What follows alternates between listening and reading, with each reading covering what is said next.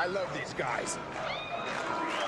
Well, welcome to the Secondhand Lions Podcast here. John Drennan with my good friend Bill Radford. And we haven't missed a week, Bill. We started the week of the Hall of Fame game last year in July, and we've done this every single week. And we're in a little bit of a dull period here between the draft and the training camp, but there are a few things going on, and we can get into that. Before we do, I just need to marvel some more at the fact that last week we went through the schedule and you came up with Lions finishing 14-3. I came up at 13-4. So I just want to commend you for putting yourself out there like that. I thought your logic all made sense. So I'm a little bit jealous I didn't come out 14-3. But hey, with that, over to you.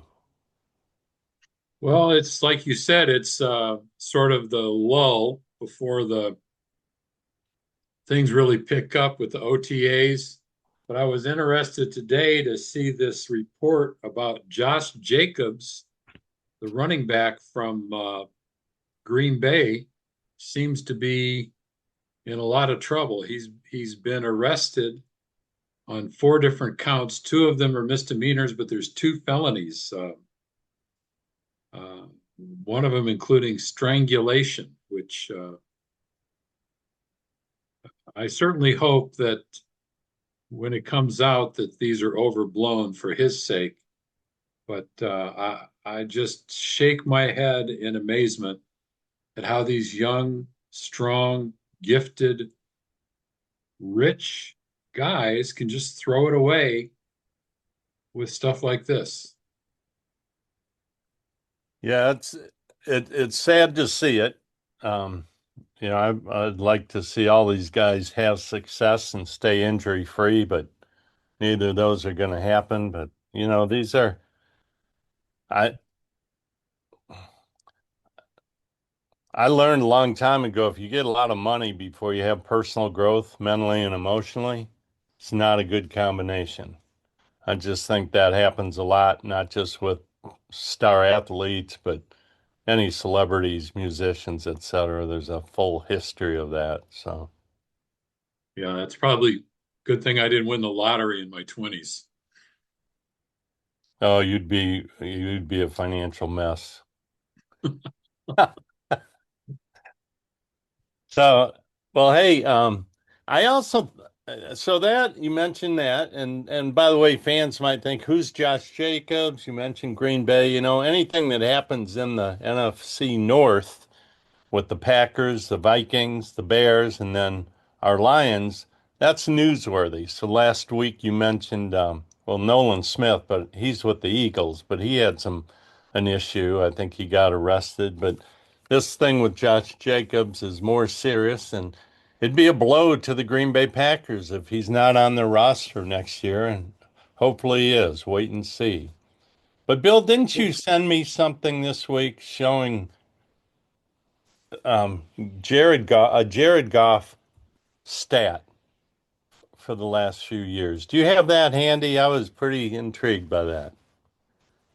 Yeah, it's amazing that he has done so much better than most of the other quarterbacks. Passing touchdowns since 2023, Jared Goff and Baker Mayfield are both tied at 79. Is that the NFL or NFC? NFL. Wow. Then Lamar Jackson's at 75, Josh Allen's 66, Jordan Love 65, Patrick Holmes and Joe Burrow at 60, Tua Tagovailoa, hope I said that name right, 58, Prescott's 57, Stafford 55. But Jared Goff I saw another thing where top 10 quarterbacks in the NFL, Goff wasn't on the list. Yeah. It amazes me how they ignore his superior stats in every regard. No, I agree with you, Bill. And that would be, you said since 23. So that's 3 seasons in a row, those accumulative numbers. I know some people say, well, yeah, but look at the line he had for 2 years. Or, yeah, but look at the weapons he's got. And then they say, he's not that mobile. Well, what he is he's absolutely great at what he's good at. Yeah, And and hardly anyone would place him above Lamar Jackson, Josh Allen, or Patrick Holmes, or even Joe Burrow, and some even Dak Prescott. But he's out as far as touchdowns thrown, he's outshone all of them. So I just get a little tired of the disrespect that he gets, yeah. and I'm not exactly sure where it comes from. Well, speaking of him, and it might relate to this, he was the cast off from the Rams. He did go to a Super Bowl with them, and he was a number one pick in the draft back in 2017, I believe, and went to the Super Bowl a couple of years later. They did not win. But what came out this week was his former coach there in Los Angeles. Um, why am I drawing a blank? Sean McVay. Thank you. Sean McVay, who I think is a great coach. And he came out 5 years later and he said, I was not mature and I did not handle it well when we did the trade for Matthew Stafford. Goff was completely blindsided. There was no kind of conversation about, hey, here's what we're thinking. But I really respect that Sean McVay came out and admitted that and said, hey, I screwed up. I own that. I just thought that was a healthy thing to do. And that was a trade. And I think most people know what we're talking about when Matthew Stafford went to the Rams 5 years ago and Lions got Goff and a couple first round draft picks. That was a win-win trade, big time. Um, and I think for the Lions just continues to be a gift that keeps giving. Bill, after you read that stat, I'm really excited to see this year how many TDs with an improved offensive line and I think an improved receiver core. And I think they'll have a strong running game, which always makes for a better passing game. So fasten your Yeah, seatbelts, folks. and the Lions were top five in offense last year, even though uh, they got a lot of criticism for their offense. Uh, but they scored a lot of points, and again, don't understand the criticism. But I think Detroit, whether it's the Lions or the Pistons, they seem to me to get a lot less notoriety than they should. This last playoff run from the Pistons, I noticed that on the sports shows, they were always talking about their opponents. Even when the Pistons won, they were talking about their opponents. Yeah. So I really wish the Pistons would have beat the Cavs because I don't think the Knicks could have beat them. But and I really don't like the Knicks. I hope they lose 4-0 to whoever they play. Well, there's a chance of that because whoever they play is a powerhouse coming out of the West. But I was really surprised that they swept the Cavs. And I'm so curious what would have happened if the Cavs would have held that lead in the first game. I mean, they were up 22 and 7 minutes to go and ended up allowing it to go to overtime and lost. But if the Cavs would have held that lead and won that first game fairly handily in New York, I just wonder if the entire tempo of that Oh series yeah, shifted. I agree. Sports can be so strange. In the hockey playoffs, Colorado Avalanche were by far the best team in hockey all year long. They won the Western Conference handily. They played the Las Vegas Golden Knights in the playoffs. They had 26 more points. In hockey, you get 2 points for a win. So they had 26 more points in the season than the Knights, and Las Vegas swept them 4-0. So Yeah. Well, hey, folks, with that, back to the Lions. Bill, you had mentioned we're going into the OTAs, and it took me, I don't know, a couple of years to figure out what that meant. OTAs are organized team activities. They occur this time of year before the official training camps. They are optional. So sometimes I think of them as optional team activities. Most players do attend. I think with the Lions, they're all attending. They have a culture there where players are going to want to be there, and I love that. So that's what's going on now, but they don't put on the pads and hit each other, so it doesn't really start to give you a look at your new players, but in other ways it does. So that's going on now, and different news kind of leaks out of that, but nothing big to report. Um, the big injuries. We still don't know what the status of Kirby Joseph's going to be or Brian Branch, our two great safeties at the start of the year. But we don't really know how Sam LaPorta is doing because back issues can be tricky, but hopefully he'll start the year fresh. And we're hoping Terryon Arnold's injury is healed. And boy, we get these guys back, even if they're all back mid-season and real contributors, it's going to be huge for this team. And Bill, I do have two other quick things.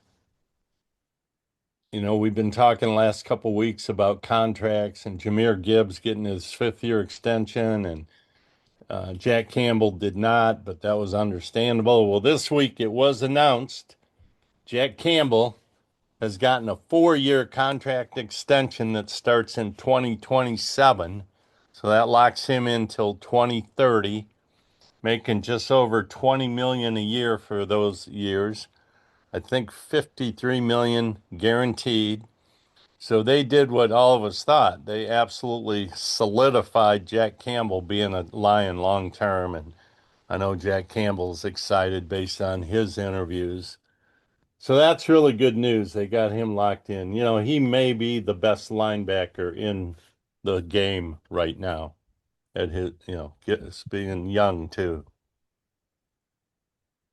Well, I don't know if you saw this story, John, that Kevin Zeitler remains on the market a year after departing Detroit for Tennessee, and his return could make sense to some, according to Alex Kay of the Bleacher Report. So Zeitler's a free agent, and he was very good with Detroit, but he hasn't signed with anybody, and we don't know what that means. Sometimes these guys, they don't want to participate in OTAs. They don't really want to participate much in the preseason once you've been a veteran for a lot of years. So they sign with somebody just before the season starts. Yeah. And it would make sense to sign with the Lions if we want him. Well, what's your opinion of that person suggesting maybe the Lions should look at him? I mean, what are your thoughts on that? Well, we liked Zeitler when he was with us. Um, Well, we liked him at right guard. yeah. We like him at right guard this season coming up. Well, who else is going to be there? Well, Tate Ratledge. I mean, based on last year and the year before, I'd prefer Zeitler to Ratledge, but Ratledge could improve vastly this year. The biggest jump in the NFL is typically from your first year to your second. Everything I've heard about Ratledge, here it comes. He's a stud.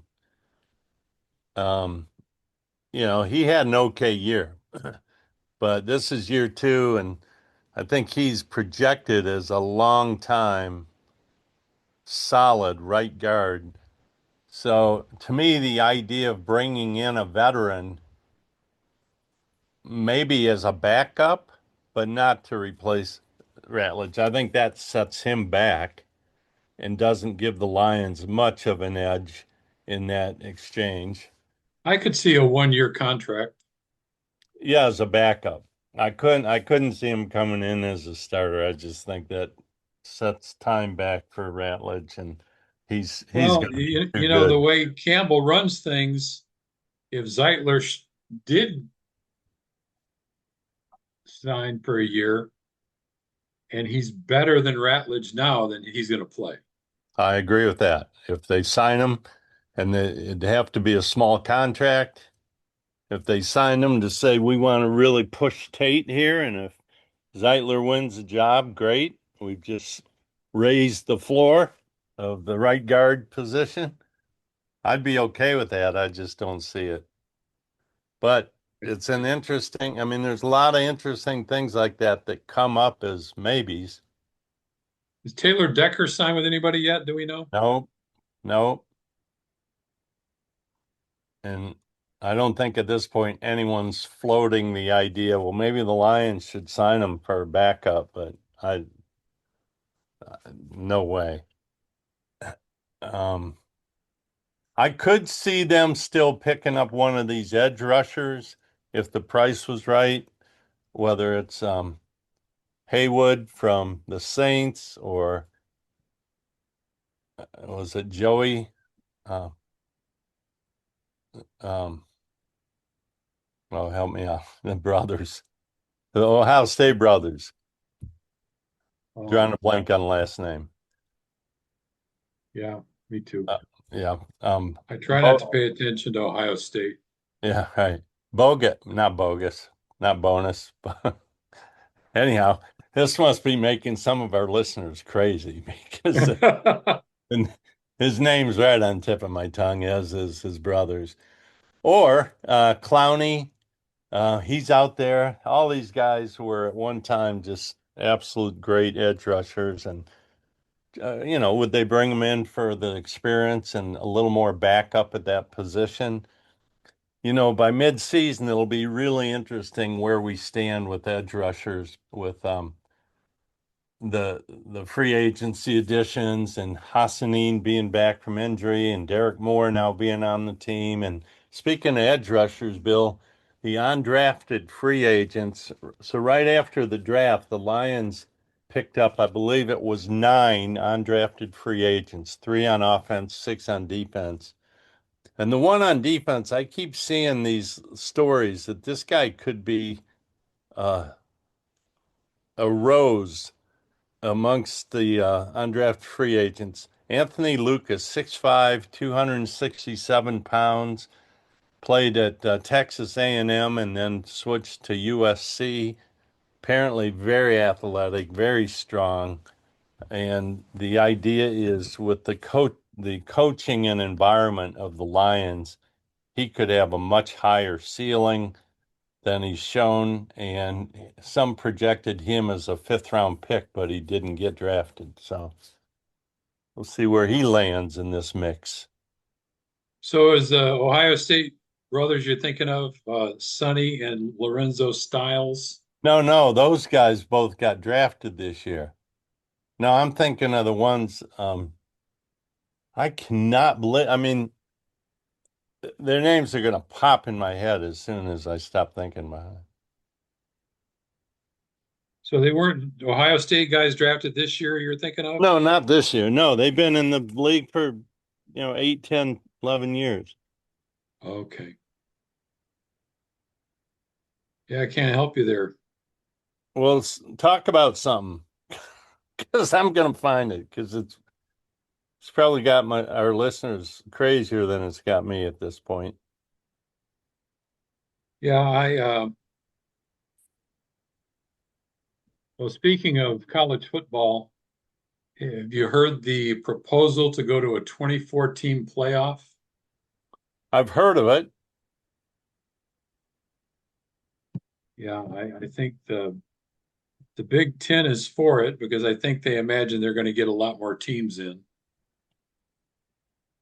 But if they did that, they would eliminate the Big Ten championship game. Whether it's college or pro, it's interesting because these games make so much money, but these Right. players got only so much tread on their tire. every year. By the way, as soon as I started looking up, it's Bosa, Joey Bosa, and his brother Oh Nick. yeah, And Nick so and Joey Joey's a Bosa. free. What's that? Nick and Joey. Yeah, Joey's a free agent. That wouldn't be something having him and Hutch opposite each other, the Michigan Ohio State Warriors. So when does training camp start? I don't know the date. It's sometime in July. I All think right. mid to late, but don't quote me. But I've been starting to make comparisons on paper and in my head of where we were 1 year ago going into training camp versus where we are now. And if you were to go back and listen to our early podcasts, I was all gung ho on the Lions and the roster and going into training camp. I remember how I felt and why I felt that way. This year, I'm actually more excited. And part of it has to do with what I learned I missed on last year. I underestimated the switch in offensive coordinator, and I underestimated losing a couple people on the offensive line. Oh, Frank Ragnow, but then playing a rookie and just and offensive line issues last year were worse than I had projected in my head. Well, I can explain why you were so optimistic last year. The Lions had been 15-2 record, the number one seed in the NFC the year before, and you are an eternal optimist. Well, I So, think what carries more weight of those two things is the first thing you said. right. And they were 15-2 in spite nearly devastating injuries to that team. I mean, Aiden Yeah. Hutchinson was out. Their defensive backfield was beat up, and they still won 15 games. So I thought, okay, we're getting a lot of these guys back. And yeah, Well, Trying that's what they say. It's all fine and dandy on paper, but you got to play the games.